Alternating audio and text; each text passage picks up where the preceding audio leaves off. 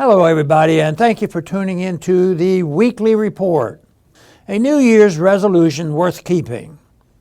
In the closing days of 2023, the Biden administration once again announced a large military aid package for Ukraine, this time a mere $250 million.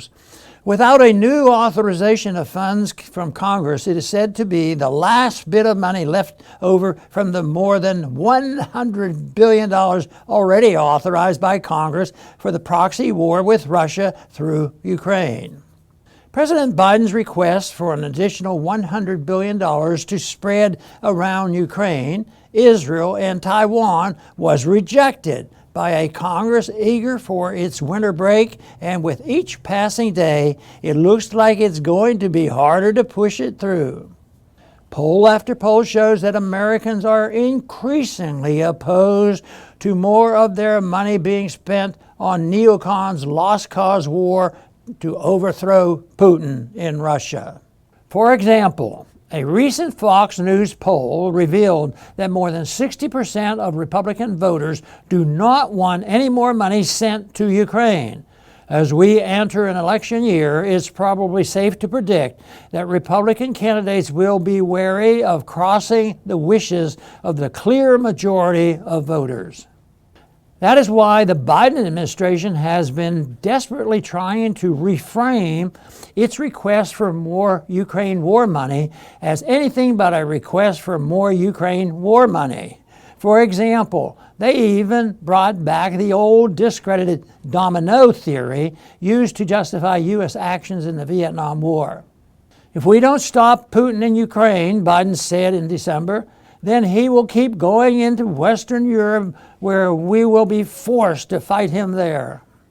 On the one hand, supporters of the Ukraine war warn that Russia is about to reconstitute the Soviet Empire in Europe, while at the same time, the same people will tell us Russia is out of missiles and on its last leg.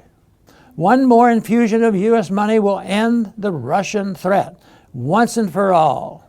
Both of these things cannot be true at once. In fact, neither of them is true. But still, the administration, much of Congress, and an insatiable military-industrial complex keeps selling the lies. Last month, Secretary of State Antony Blinken inadvertently revealed what exactly all the spending for war is about when he stated that as much as 90% of the aid for Ukraine is actually spent in the United States. The money is used to the benefit of American business, local communities, and strengthening the U.S. defense industrial base.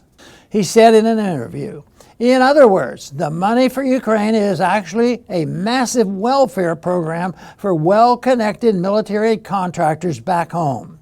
As we begin the year 2024, we need to home in on the real threat to the United States. It is not Russia or China or Iran.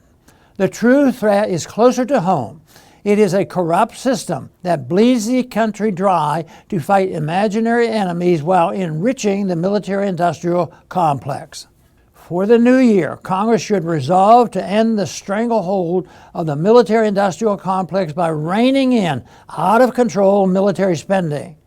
Members should simply vote no on military spending bills until they are drafted to benefit the American people rather than the Beltway elite. I don't hold out much hope of this happening in the short run, but it only takes a few dedicated members to make it a real difference. Thanks for listening.